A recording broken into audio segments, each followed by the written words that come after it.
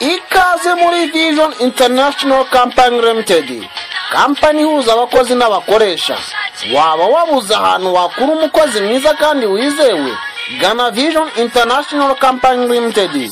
Ndetse namwe mukeneye akazi ntitwabibagiwe, mutugane tubafashe tubarangira akazi maze tubahuze n'abakoresha. Muri Vision International Company Limited dufite abakozi beza kandi b'inzobere bafite ubuhanga buhanitse.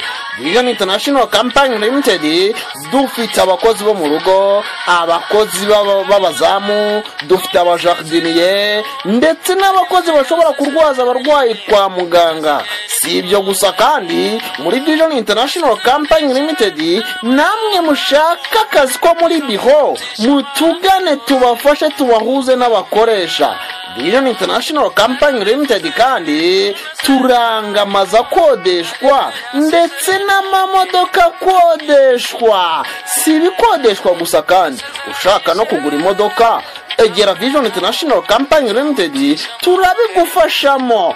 Muri Vision International Company Limited mvuga ikindeka iki ko tubafitiye byinshi. Abashaka kwiga indimi namwe twabatekerejeho, twigisha Icyongereza, Igifaransa ndetse n'Igishinwa. Nitwibagiwe no kubashyiriraho ururimi rw'Ikinyarwanda, mutugane tubigishe maze muba abahanga muri byose.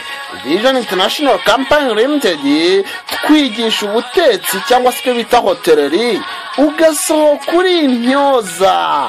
Mutugane tubafashe maze mucukubiri n'ubushomeri, mutugane tubafashe kandi maze mucukubiri n'ibibazo by'urudaca bidashira. Vision International Company Limited muradusanga ku Kinamba ku muhanda w'amabuye werekeza ku rusengero rw'Abayehova Kacyiru. Ushobora kandi kuduhamagara kuri izi nimero za telefone zikurikira: 0788 70 14 cyangwa se ukaduhamagara kuri 0788 88 46 57 24. Vision International Company Limited, kampani ihuza abakozi n'abakoresha. Akarusho kandi muri Vision International Company Limited, umukozi turangiye akazi tubanza kumusabira umugisha akagenda afite akanyamuneza n'ibyishimo. Ikaze nanone muri Vision International Company Limited.